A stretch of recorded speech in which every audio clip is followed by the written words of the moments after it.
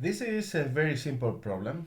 I mean, the idea is that you have to take a function f, right? Assume that there is a Taylor expansion of this function in power series, like this, right?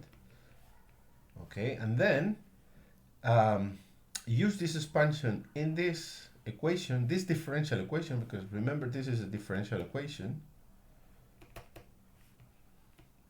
Okay, it's an equation that involves the function and derivatives of the function. Okay, so substitute this expression into this differential equation and try to determine the coefficients.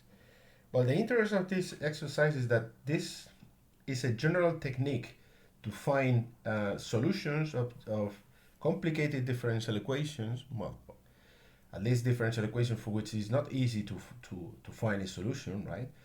At least with this method, you can determine what is the Taylor expansion or the series, a power series that defines um, the solution of the equation, right? So this is a very general technique, okay, and it's pretty useful. Useful, actually. There are many differential equations, not these ones. I mean, differential equations of second order, which are more complicated than this one. Second order means that they contain also the second derivative, right? And those differential equations sometimes have solutions that define new functions, right?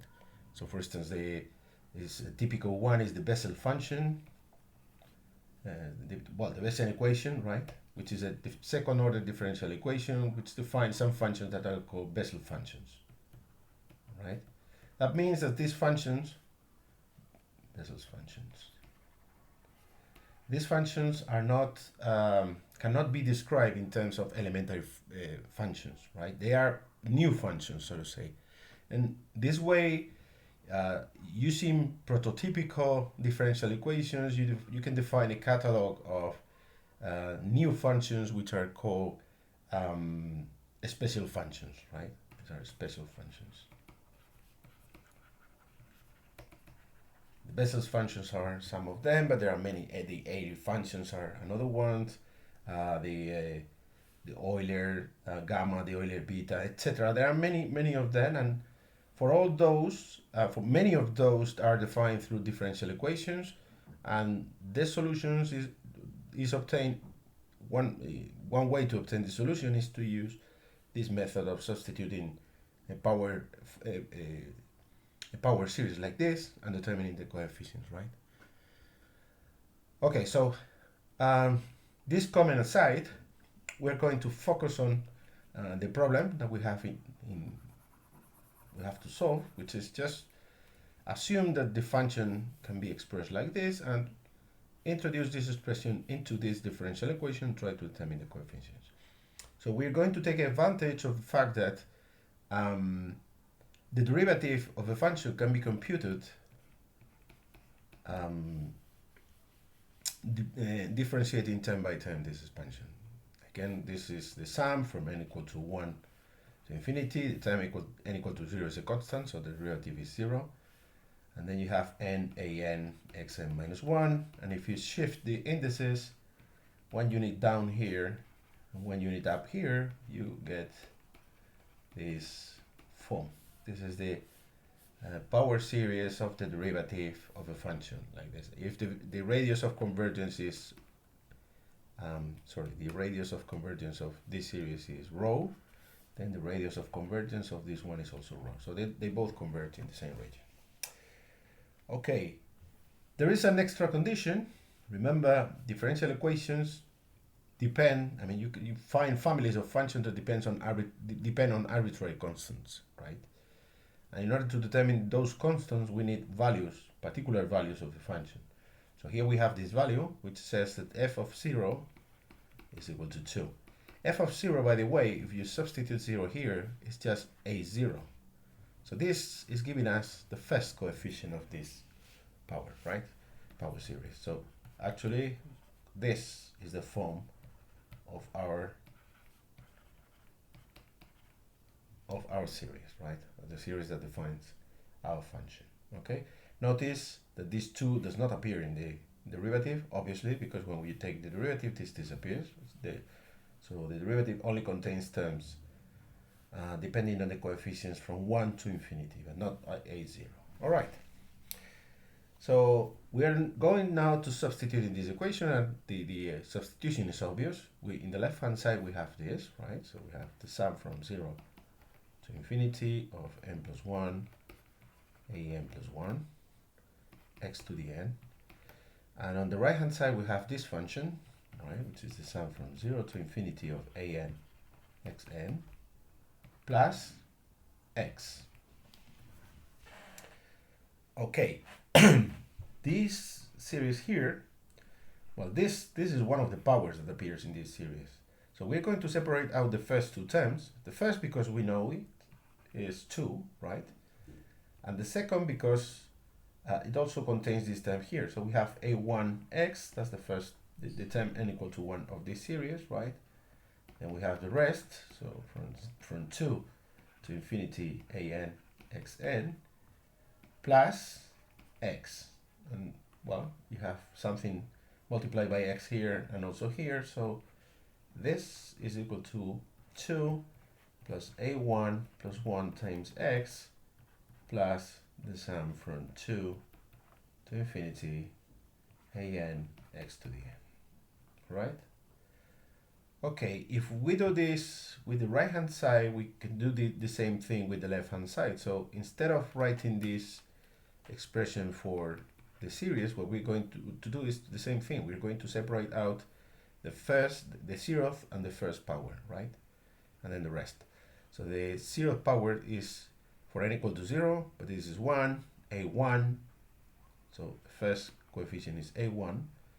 And the second, so for n equal to 1, this is 2 times a2 times x, right? And then you have the rest. The rest is the sum from 2 to infinity n plus 1 a n plus 1 times x n plus 1, right? And that is equal to this, okay?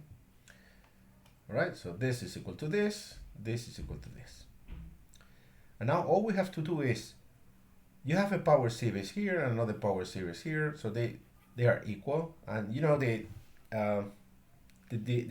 power series of a function is unique, so the two must be the same, and for the two to be the same, the coefficients must be equal 1 by 1. So what we have here is, first a1 is equal to 2, right? That's the first result. Okay, 1 is equal to 2. Then 2a2 is equal to a1 plus 1. a1 plus 1, which, since this is 2, then is 3. So a2 is 3/2, okay? Sorry, a2. a2 is 3/2, right? And then if we compare this coefficient with this coefficient, by the way, this is x to the n. I don't know why I wrote x to n plus 1 is x to the n, right? It's this power here. So when you compare, well, you compare the nth term, so the coefficient of the nth power with the one here, you have this relation, an plus 1 is equal to an. Okay? So from this equation, what you get is that an plus 1 is equal to 1 over n plus 1 times an. And this equation is valid for n larger than or equal to 2. Okay, so the first coefficient that you obtain with this formula is a3. A3, right, as a function of a2.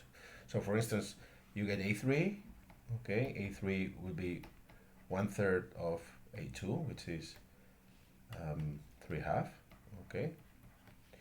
Then a4 is 1/4 of a3, which is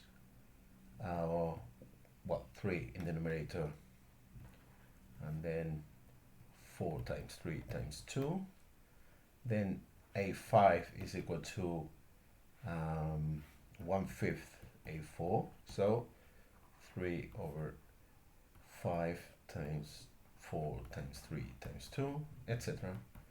And well, you can guess how this works, right?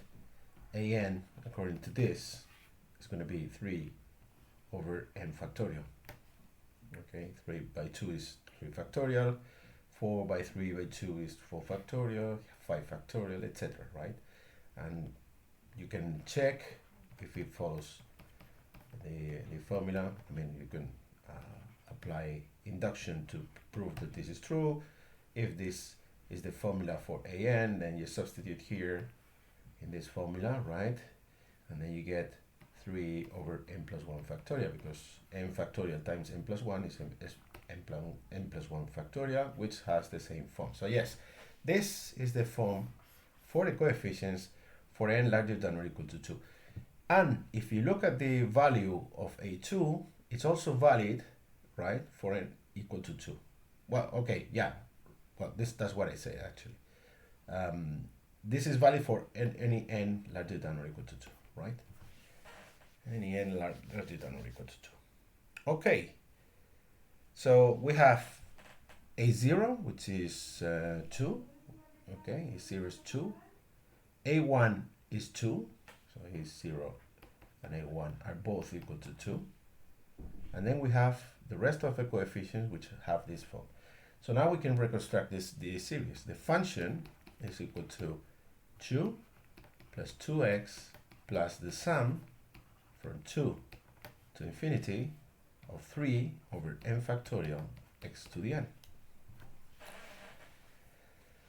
And of course you can factor out these 3. So let me just take it out like this.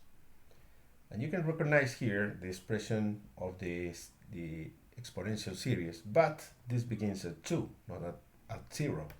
So what this is the exponential series minus the first two terms, which are 1 and x.